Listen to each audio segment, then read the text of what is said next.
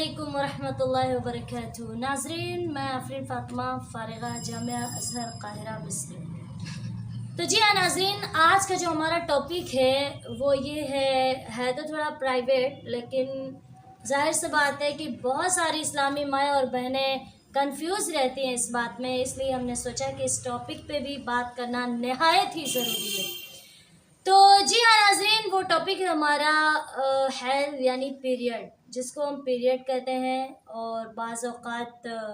बहुत सारे लोग ऐसे हैं जो कोई हैज़ के नाम से भी जानते हैं, पीरियड के नाम से भी जानते हैं, और ये बताने की ज़रूरत नहीं कि क्या होता है, वो आप सब जानते हैं। तो नाज़रीन, इस टॉपिक पे बहुत सारी इस्लामी माएँ और बहनें हैं जो कंफ्यूज रहती हैं। बहुत सारे ऐसे उमूर हैं जो कंफ्यूज रहती हैं कि ये क्या है, ये सही है, ये गलत है, ये जायज़ है, ये नाजायज़ है, ये क्या करना चाहिए, नहीं करना चाहिए। अल्लाह तबारक व तआला ने कुरान अज़ीम में इरशाद फरमाया है, वयसअलूनका अनिल महीद कुल हुवा अज़ा।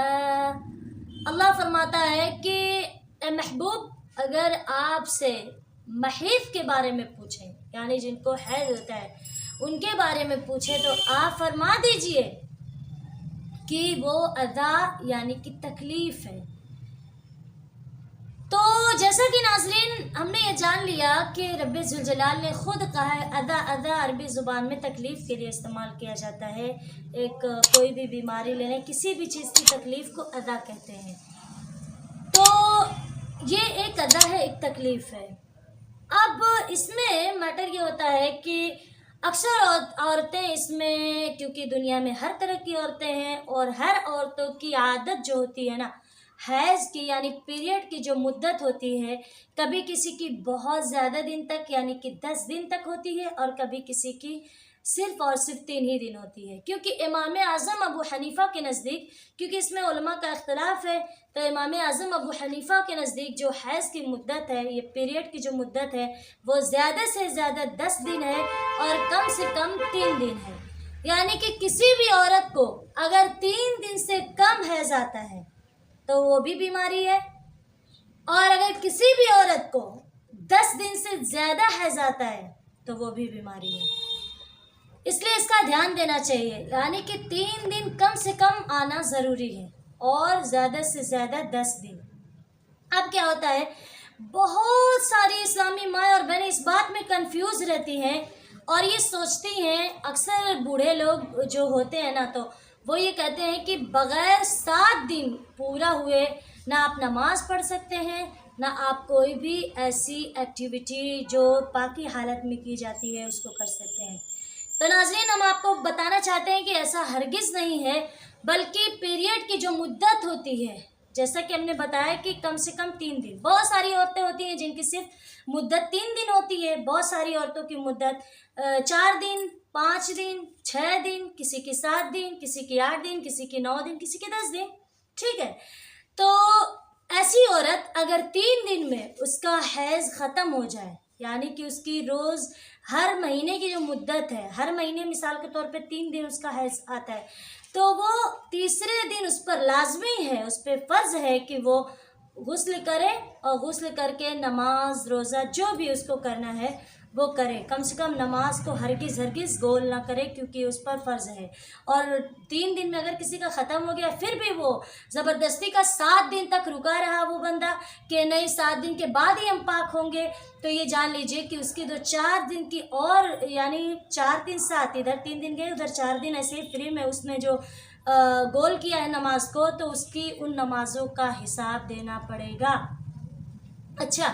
अब क्या होता है कि बहुत बार ऐसा होता है कि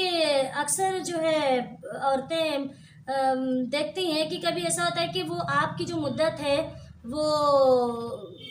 3 दिन जैसे ख़त्म हो जाता है, 3 दिन में ख़त्म हो जाता है, तो फिर क्या होता है कि 2 दिन बीच में बिल्कुल गायब रहता है। ठीक है ना, फिर क्या होता है कि 5वें दिन या 6ठे दिन फिर थोड़ा बहुत कहीं ना कहीं मतलब ये कि ज़ाहिर हो जाता है। तो वैसे सूरत में क्या करें, ज़ाहिर सी बात है کہ جب ختم ہو گیا تو بندے نے سوچا کہ شاید ہمارا جو ہے اب پیریڈ ختم ہو گیا اور اب ہمیں نماز پڑھنا چاہیے. تو ناظرین ایسا نہیں ہے، کیونکہ جب وہ 1 2 3 مہینے دیکھ لی کہ اس کا کنٹینیو اس کے ساتھ ایسا ہی ہو رہا ہے کہ وہ 3 مہینے صرف 3 دن رہتا ہے اسٹارٹنگ میں، پھر 2 دن غائب رہتا ہے، بالکل ہی ایسا لگے گا بالکل پاک ہوگی، اور پھر 6 دن 7ویں دن پھر وہ ظاہر ہو جاتا ہے. تو